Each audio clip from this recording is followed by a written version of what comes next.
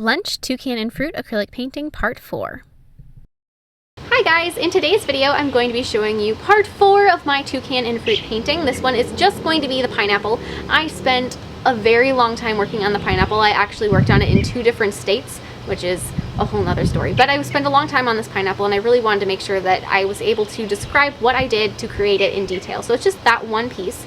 So that's what you're going to be seeing in this video. If you want to see the rest of the painting, definitely check below in the description box, as well as for a time-lapse link to see the whole painting done in just a couple minutes. And don't forget to click subscribe to see my future videos as well. So to begin my pineapple, I'm going to start and I'm going to do each leaf that's within that top. I'm trying to think of, I think that's called the crown of the pineapple. Each leaf inside there with the white. And I'm not overlapping them too much as far as the paint is concerned, because I want to be able to see where I put each one, which is why that I didn't sketch them in there so much, and I painted over it with the gray in the background originally. And so I'm just going to go over each leaf just to do that.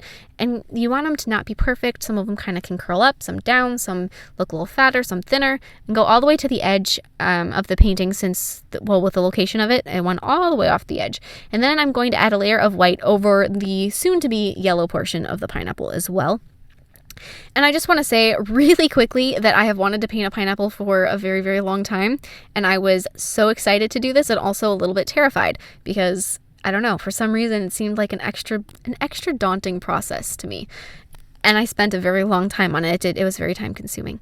But I'm very happy with it in the end, so I'm glad that I did this. I actually like doing things that terrify me as far as painting goes, so this was good. I liked it. I hope it looks like a pineapple to everybody. Anyways, so I'm going to start filling in the leaves, each one here. And I used a little bit of gray. I mixed some gray into my dark green. Usually when I'm painting, I have the colors that I use all laid out, and I don't pre-mix colors. Like I don't pre-mix pineapple green. I sort of mix them as I go on the canvas.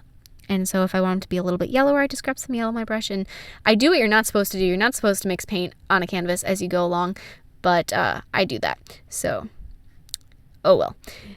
And so I add a little bit of green, or a little bit of gray to my green to give it the right color, because they almost have a frosty appearance. Some of them like a waxy frosty appearance, the leaves. And then I also use some white and some black. And on some of them, there's one specifically that I feel like you can see it easier. They've got almost, some of them have like a little fold at the very tip. So I kind of made sure that I made them have that little pinched appearance at the top where it was appropriate. And as they get closer to the actual pineapple, they're going to get smaller, not necessarily thinner, but they're going to get shorter. So the width of them stays, I mean, it does go down a little bit, but it stays close to the same. They just don't get as long as they get closer down there. So just work on that a little bit and make the ones that are closest to the top, not the top of the pineapple if you were to turn it right side up, but the higher up, make those a little bit brighter. And then I'm going to take, and on the tips of some of them, I'm going to be adding just a little touch of brown where they start to dry out. Not too much, just a very little bit. And I only did it on maybe a third of the leaves. And then using some diluted black paint, I'm going to be adding that veiny or the stringy texture that they have, but just by adding some lines coming up from the base of each leaf. Just a little bit, not too much. Don't overdo it, and definitely make sure that you dilute your black paint. I love diluting black paint and doing details with it. I think that the thinness of it makes everything go really, really smoothly. And it's not so drastic that if it goes awry, you can't fix it either. So then with diluted white paint, I'm going to go through and add some highlights on my leaves. And it's the same thing. It's not so drastic that if something goes wrong, if you dilute your paints, it's not the end of the world. And also make sure that you definitely highlight those little brown ends on those leaves during that part of it. So now I have a little crisscross thing going on my pineapple, and I'm going to begin filling in the berries. So I started with yellow, and then I'm going to be adding some brown to the center of each one and some white to the center of each one. Not perfect, not exact, just kind of getting the feel of them and the feel of each one of them. So I did this for each one. And one thing I want to say, because I found this out while I was doing this and I thought it was incredibly interesting, is that a pineapple is actually a collection of berries that have fused together and not a singular fruit.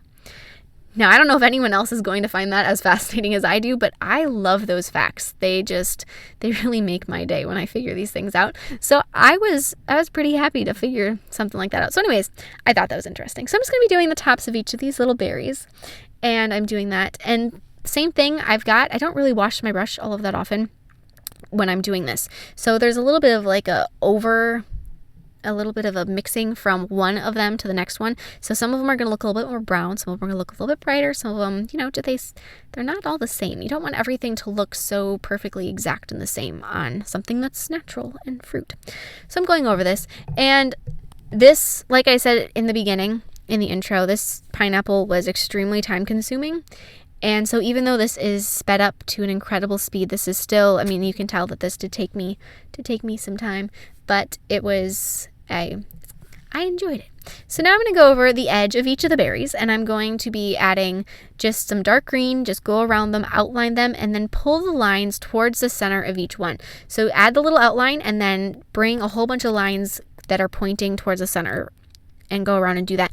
And fill in any white gaps that there may be. I know that I left some white gaps almost to help me decipher between one fruit to the next as I was going through this, because as you start to fill them in, you can see where they start and they stop, but it's a little bit easier if you have the little tiny bits of white just to help you out. But fill those in at this point, because after they're outlined, you don't need that help anymore, but you want to get rid of that because you don't want any white canvas showing through in the middle of a pineapple.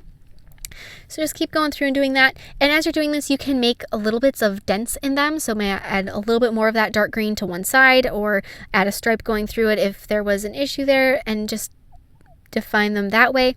And I was looking at pineapples, and it's kind of, I don't know if it's different species of pineapple or what, but some of them had very exact little hexagon shapes for each of their little berries, and some of them had more of a random structure. And I don't know what, like I said, I'm not sure if it's the different species of pineapple or why some of them, maybe it's growing conditions. I'm not sure. I made mine not perfect for a couple reasons. One, I have making little perfect, I just said it too, you know, those shapes, but hexagons. Don't know why I couldn't think of that. It's not as easy as it looks, and it doesn't always work out so well. So if you make them random, one, I think a lot of times it looks more realistic and nobody's really going to pick that apart. And two, it's just easier. So if it starts to go wrong, you just fix it. It's not as perfect and exact. So then I took some yellow and I just went through and I blended out all the colors that's going on each of the different little fruits there, just because it was looking a little bit too liney to me. So I just wanted to kind of blend over it, make it less liney, less not real. I mean, it just looked a little bit too exact. And then I'm going to take some diluted black paint, once again, my favorite thing, and I'm going to be adding the shadows to them. I added the shadows pretty much 2/3 down, and as I get closer to where it hits the watermelon, I'm going to be adding more black to each one, just because shadows and all. But add a little bit to almost all of them, just because they're going to have a little bit of shadow from each other. And then also add a little bit of a shadow underneath the pineapple where it is touching the watermelon. And then highlights on some of them that are near the top. And then I'm going to go through and add the dried little bits of flour that are remained with brown paint. That's another thing I learned in my trying to decide what I should be calling these little parts of pineapples. That's actually little bits of dried fruit, which are dried flour. Little remains. So interesting. But I'm doing that with brown, beige, white, and black.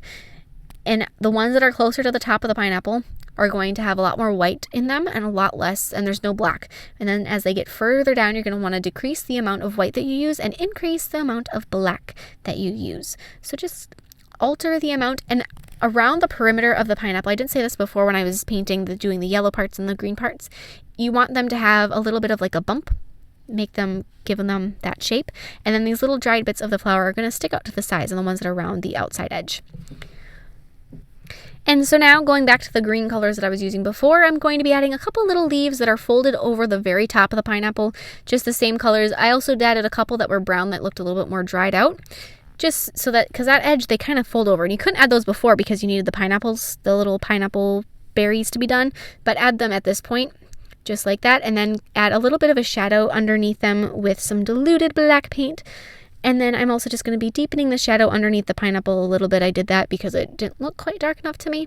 So just a little bit more of that diluted black paint. And that is it for this part of it. The next part's a toucan, which is my favorite part of the painting. Obviously, it's a toucan painting. The toucan's going to be my favorite. So definitely that'll be uploaded tomorrow. And if you're watching this at a later date, check the description box. And I will see you in my next video. Bye!